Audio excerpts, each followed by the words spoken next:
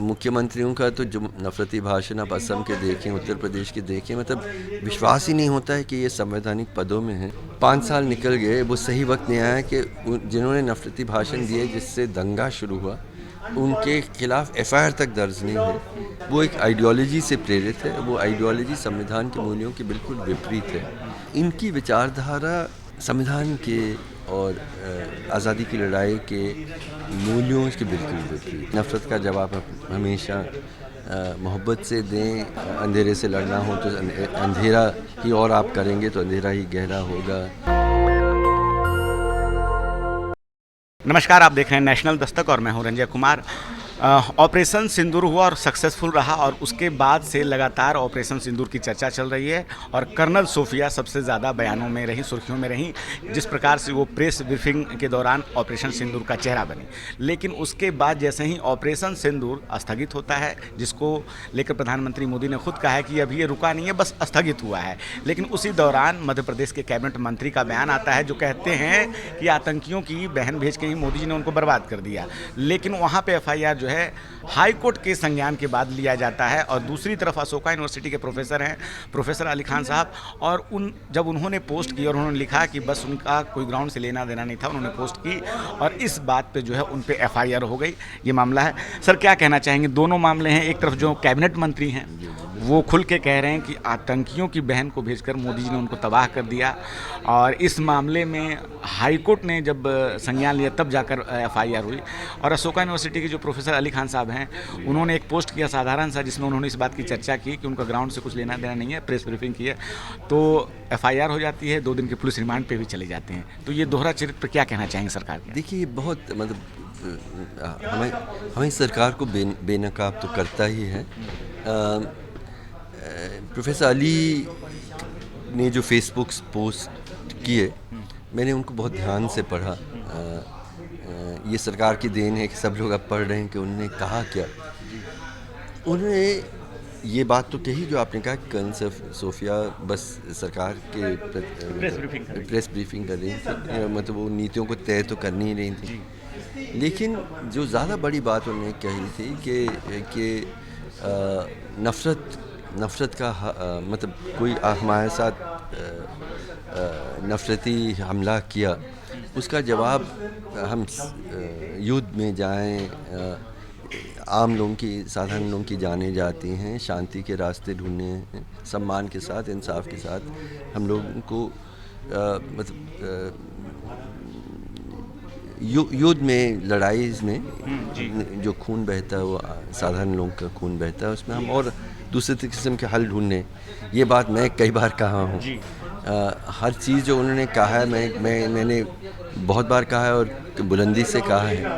लेकिन क्या कारण है कि उनको ना सिर्फ आपने मतलब अपराधी बनाया, बल्कि आपने कहा है सेडिशन के मतलब देशद्रोह की वो जिम्मेदार हैं और नफ़रत फैलाने के लिए ज़िम्मेदार हैं। मुझे लगता है कि वो उन्होंने देश के प्रति बहुत प्रेम और श्रद्धा का प्रदर्शन किया है, क्योंकि वही देश इकट्ठा रह सकता है जहाँ पे नफ़रत नहीं हो सकती। और जो नफ़रत फैला रहे हैं, जैसे जिसका उदाहरण दिया, बहुत सारे और उदाहरण हैं। वहाँ के उप मुख्यमंत्री साहब ने बयान दिया। नहीं मोदी जी के चरणों में है। और मुख्यमंत्रियों का तो जो नफरती भाषण आप असम के देखें, उत्तर प्रदेश के देखें, मतलब विश्वास ही नहीं होता है कि ये संवैधानिक पदों में हैं, लेकिन उनको कोई कुछ होता नहीं है। अभी दिल्ली में जो बहुत बड़ा दंगे हुए थे 2020 में, तो मैं पिटिशन लेके जैसे मुरलीधर के दिल्ली हाई कोर्ट में गया था कि एफआईआर तो दर्ज हो जिन लोगों ने नफरती भाषण दिए। तो हम सब जानते हैं कि उन्होंने मतलब जो सरकार की तरफ से उन्होंने कहा है हम सही वक्त पे तय करेंगे कब एफआईआर दर्ज करना है, और उसी रात को जस्टिस मुरलीधर को उस पद से हटाया गया। 5 साल निकल गए, वो सही वक्त नहीं आया कि जिन्होंने नफरती भाषण दिए जिससे दंगा शुरू हुआ, उनके खिलाफ एफआईआर तक दर्ज नहीं है।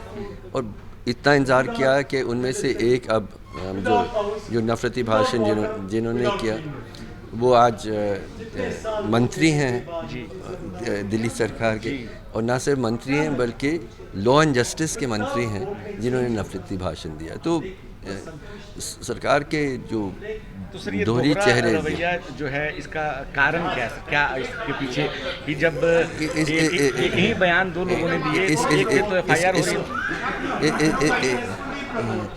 इसका कारण बहुत साफ है। हमारी सरकार जो आज बैठी है, मैं नहीं मानता कि संविधान के मूल्यों से वो उसके मुताबिक उनको काम करना है, ऐसा वो नहीं कर रही है। वो एक आइडियोलॉजी से प्रेरित है। वो आइडियोलॉजी संविधान के मूल्यों के बिल्कुल विपरीत है और उस आइडियोलॉजी के पे काम करने के कारण से हम लोग यहाँ पहुँचे हैं।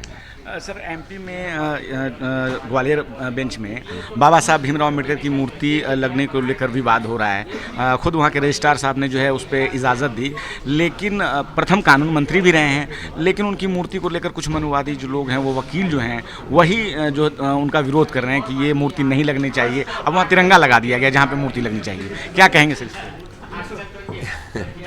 नहीं, यही विचारधारा के सवाल हैं। तिरंगा का जहाँ तक सवाल है, पहले मैं उससे कहना चाहूँ, आरएसएस ने आज़ादी के 50 साल बाद तक तिरंगा नहीं फहराया था, उससे इनकार किया था।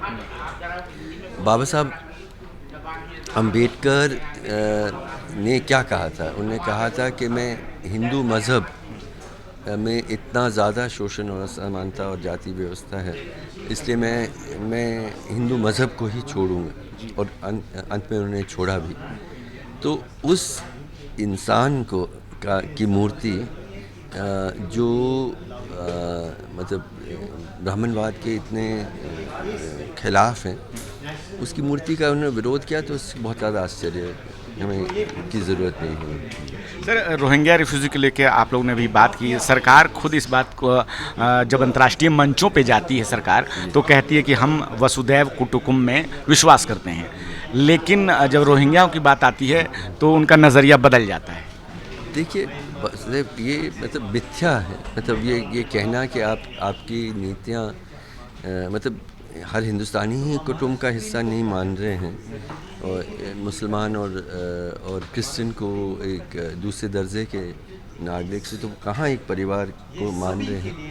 लेकिन मैंने प्रेस कॉन्फ्रेंस में भी जो कहा, मैं दोहराना चाहता हूँ कि जिनको वो अपना प्रतीक के तौर पे सामने रख रहे हैं, स्वामी विवेकानंद, उन्होंने क्या कहा, और उन्होंने जो उनका बहुत प्रसिद्ध भाषण शिकागो में हुआ था, उन्होंने कहा कि मुझे बहुत गर्व है कि मैं ऐसे देश का निवासी हूँ जिसने हर मज़हब और हर देश के सबसे पीड़ित लोगों को शरण दिया है। मैं उस देश का वासी हूँ, ये स्वामी विवेकानंद ने कहा। तो संविधान को अलग, बाबा साहब अम्बेडकर अलग, जिसको आप अपने सबसे बड़े प्रतीक मानते हैं, वो उन्होंने कहा कि हम ऐसा देश हो जहाँ पे हर पीड़ित को, हम हर मज़हब के पीड़ित को हम जगह देंगे, शरण देंगे। तो इनकी विचारधारा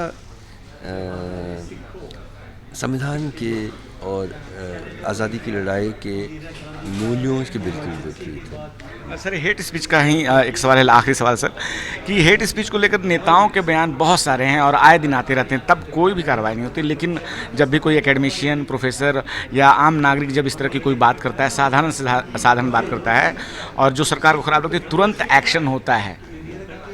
देखिए, मैं व्यक्तिगत तौर पे भी कर रहा हूँ। जिस केस के बारे में मैंने बात की, जो हाई कोर्ट में दिल्ली के दंगों के बाद दर्ज हुआ था, उसमें किसी ने आवेदन दिया कि हर्षमंदर ने हेट स्पीच दी, और मैंने कौन सी हेट स्पीच दी? जामिया में जिस रात को बच्चों को बहुत बुरी तरह से पीटा गया था, तो लोग बहुत ही पीड़ित वहाँ के नौजवान छात्र थे, तो कई लोगों ने कहा कि आप उनसे बात करने आए, और मैंने उसमें सिर्फ कहा कि नफ़रत का जवाब हमेशा मोहब्बत से दें।